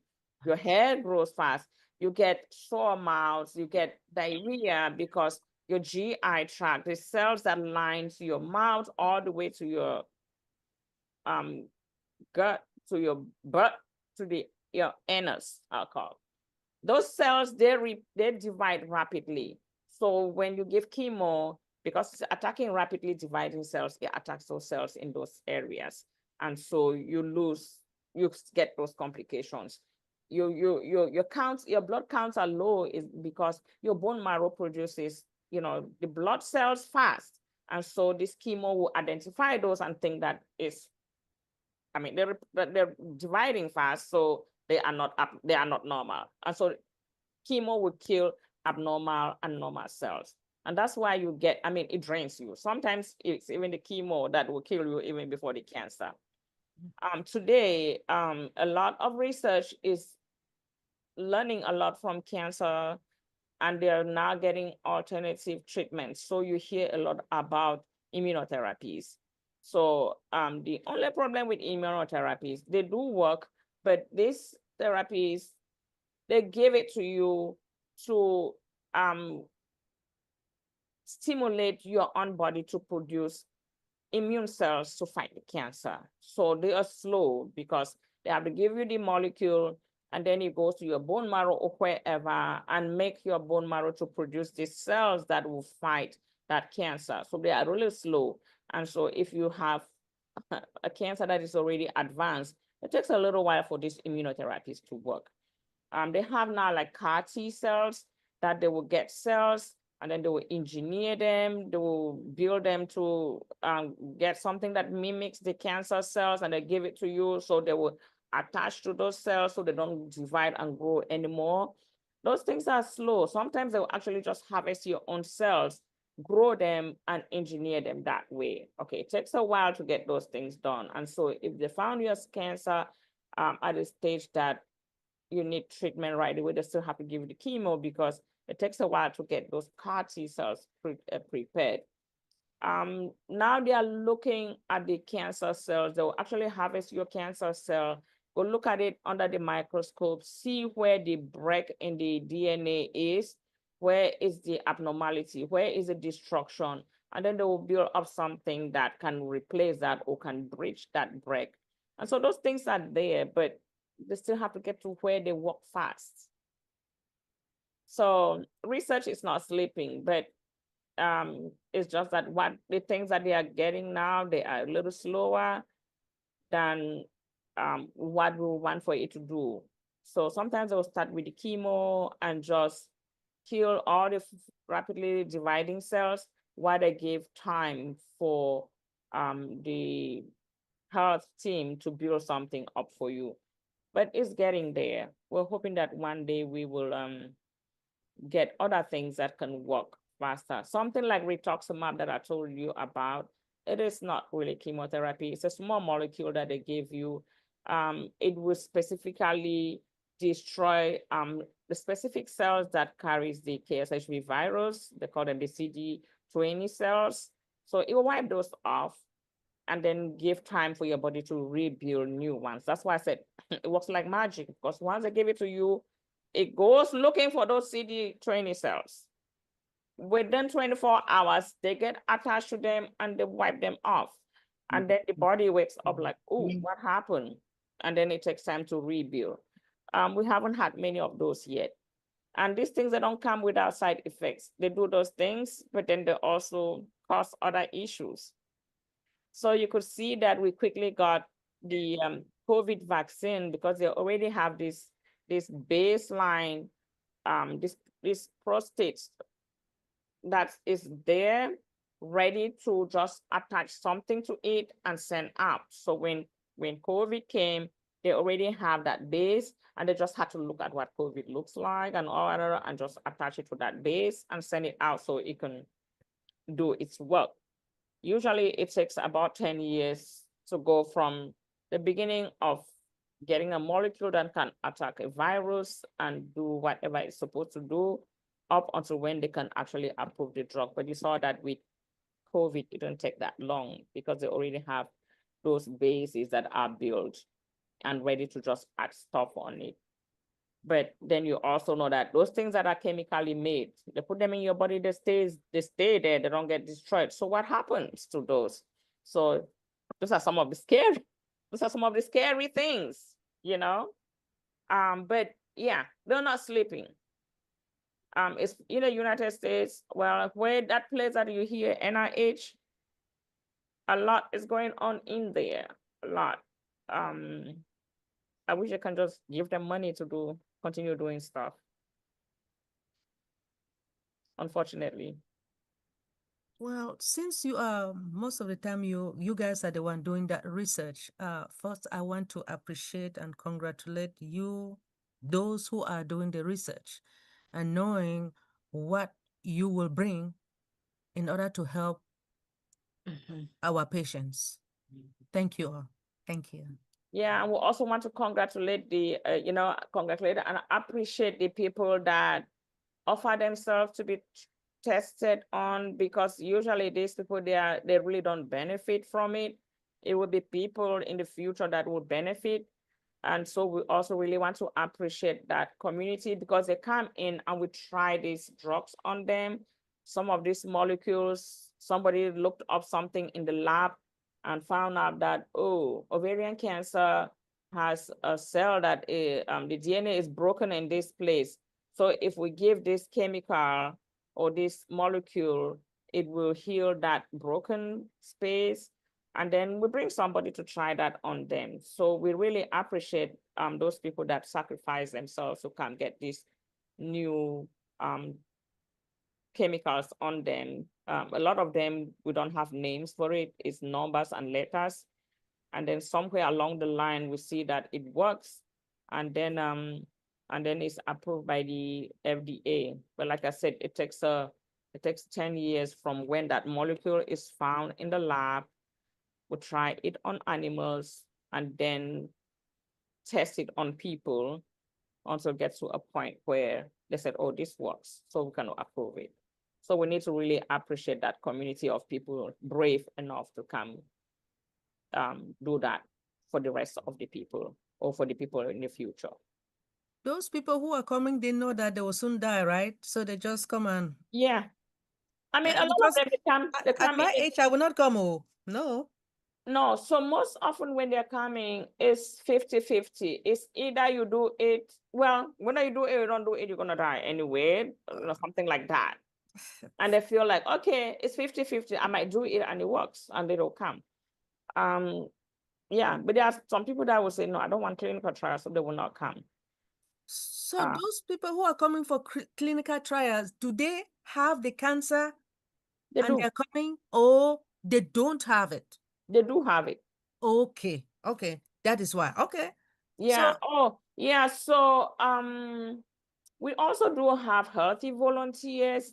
Most often the healthy volunteers come just for us to like compare their cells. Like if you not give this chemically engineered molecule from the lab to someone who has cancer, you have to look at certain things. So your body will produce like cytokines or some chemicals to fight this foreign body that they put in their system.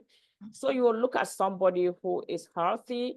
You can also give them that foreign body. It's just to see how their body reacts. And then you also give that foreign body to somebody who has a cancer and also see how their body reacts. And then you can compare. And that's how you can know side effects of the drug and stuff like that. So we do have healthy volunteers, but usually those healthy volunteers, they are paid. I mean, not like paid a lot of money. They might give you $200 to come and get some rare chemical in your body. Papa, God, no. It's not like they give you a lot of money. So these are also people that really volunteer their body to come get things like that. There will be also people that mostly like blood cancer and all whatnot. They will take healthy volunteers their blood and compare the cells with those who have the cancer to see what the changes, the differences are. Like they were looking for malaria vaccine. I remember we had people that volunteer, they'll come and they'll put them in a room with mosquitoes that have malaria, and they get bit and they'll develop the malaria. And then they also now have people that come in, they give them the vaccine before they put them in those rooms, and they see if they beat them, do they get the cancer? Do they get the malaria? If they don't, then the vaccine works, right? So yeah, those are some of the things. Wow. Those are some of the things that they do. So you have some I know some young kids that go to college and all they did was come there and get these things week after week after week and get money there to pay their rents. Well, yeah. Yeah.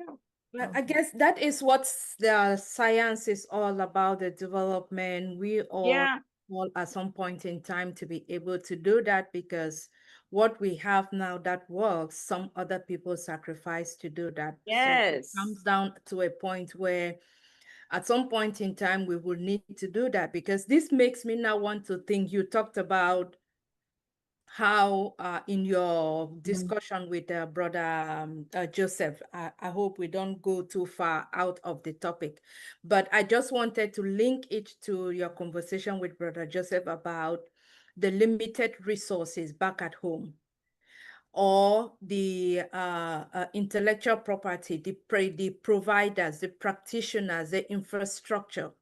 We do not have all of this, but in addition or aside from this, we ourselves have not come to the point where we even have people like this who will be willing to volunteer for these things to be done. So they know we have even the records. Talking about the records, who do you even go and look at to reference before you can even go back and try to diagnose someone, let alone the infrastructure itself for you to go and be able to connect to determine what type of cancer or what type of illness it is. So yes, I mean, it's really limiting to the extent to which the illness can be diagnosed, the treatment itself, and recovery. So at the end of the day, I mean, in as much as it may be one of those things that in the communities where it's difficult to get treatment compared to here in US or other advanced community, this information is relevant. It's very important because exposure, you can make use of what you have available, and you can also direct someone who may have better resources to make informed decision about that. So yes, so thank you so much for this. I mean, I think I enjoyed it, and thank you again once more for the conversation. All right, I think at this point in time, I know we went into the Q&A because Brother Joseph came on with his question. Normally, we should have touched base with King Dr. Derek to ask for update, but at this time, since we are now done with the Q&A, we will just move ahead and call on Dr. Derek to give us some updates as per the pop-up that we had in our OES this week. I am wearing multiple hats, but I will defer to King Dr. Derek. Over to you, Dr. Derek.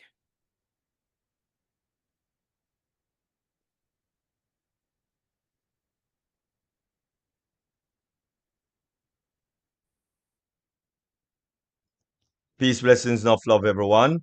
It's winning, winning, winning. That's the update. A lot of winning. So just be patient and let us win together. Thank you very much. Go back to you, Queen Kanla. Yes, and that is it. Winning, winning, winning, winning. I heard that 3 times. Winning, winning, winning. It means we are winning and we will continue to win. Thank you, Dr. D. And that is the updates for today.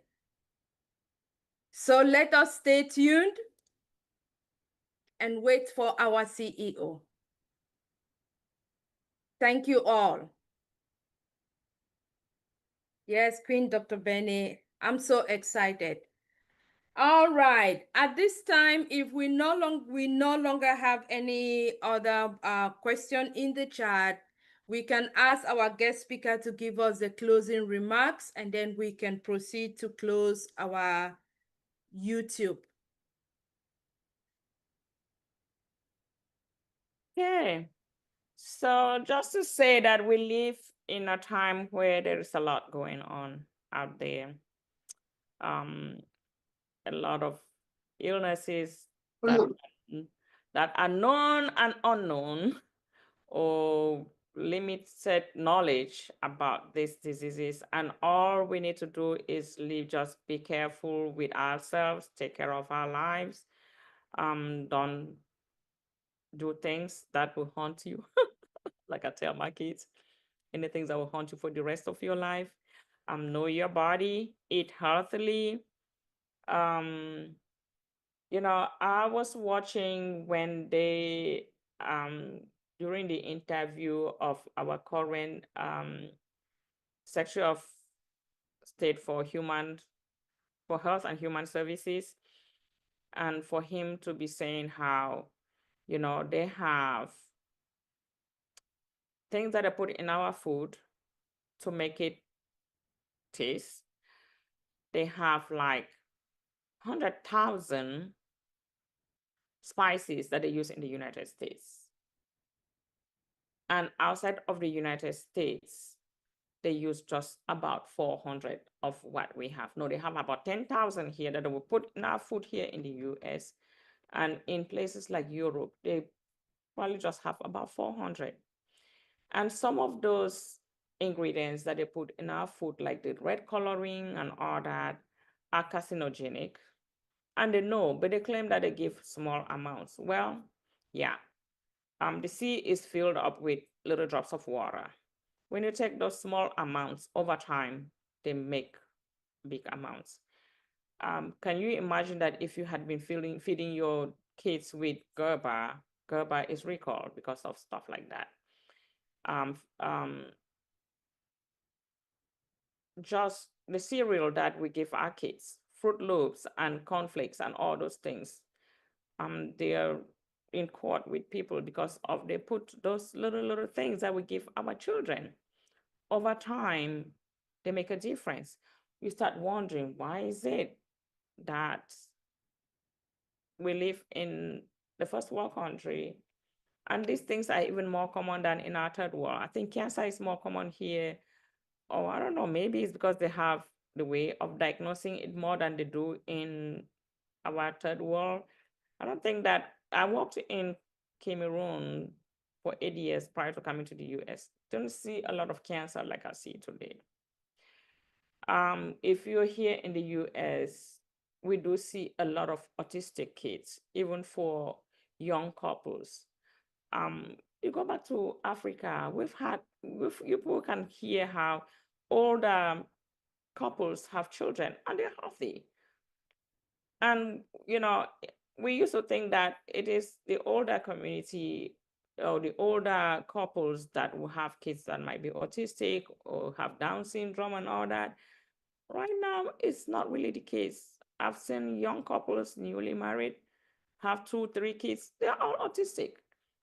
And it is very frustrating. It is really difficult to also raise autistic kids. And for a young couple to have 1, 2, 3 of them, it's really like, I don't know. I don't think I have words for that. So these are some of the things that we really need to be careful with what we put in our bodies, what we eat. There's nothing wrong in cooking your food from scratch. Every now and then you can do the fast food or get food out, but don't make it a habit to eat more outside than you cook at home. So just do things that will limit some of these cancers or whatever, because some of them I feel like they're in food, because I don't understand why there's so much of cancer out there. Well, it's not proven, but that's my thinking though. So I don't want anybody to feel like, oh, that Mr. Ekwede said no. It's just me thinking, is it in food? Because why is it that we have so much of it here? When we should be in the first world where people should be more healthy and all that. I have sat there and thought about it, and I just can't understand. So, but those things that we know, we do these lectures here so that you know what is out there and how you can prevent yourself from having it. And even if you have it, to catch it early so that it will be treated. Most cancers can be treated. Colon cancer, that is very difficult to treat. If you catch it early, it's in a small place on the colon. All you need to do is cut that part of the colon out, reconnect your gut, and you will live a normal life. Don't avoid going to go do your colonoscopy if you have to. I said for men, I know they don't like to do the rectal exam for prostate, Now they have a simple test, blood draw, to check your PSA. Please do it, man. They don't want to go to the doctor. They do not go to the hospital. Man, please do. The rate of prostate cancer is rising so exponentially, it is frightening. Please do go get your blood draw and check your PSA every 6 months. You will thank someone for it later. So the reason why we're doing this, other than doing unpassive business, is because for us to enjoy this business, we have to stay alive. If you don't stay alive and you die before the apples are falling, or even if the apples are falling and you're taking them and spending to get chemotherapy, it's not worth it. So while we wait for the apples, take good care of yourself. Know your body so that if things do happen, you catch them early. And I tell you, I promise you, treatment is easier when you have a little lesion that you can just go in and cut it out. Sometimes they'll cut it out, do a radiation, or give you 1 or 2 doses of chemo to like cleanse your whole body. If any cell had broken from that small lesion and gone somewhere else, they will give you 2, 3 doses of chemo to make sure everything is gone, and you will be in good shape for the rest of your life. So know your body, take good care of yourself, go to the doctor, make the necessary checks, and you will enjoy the apples when they get here. Thank you.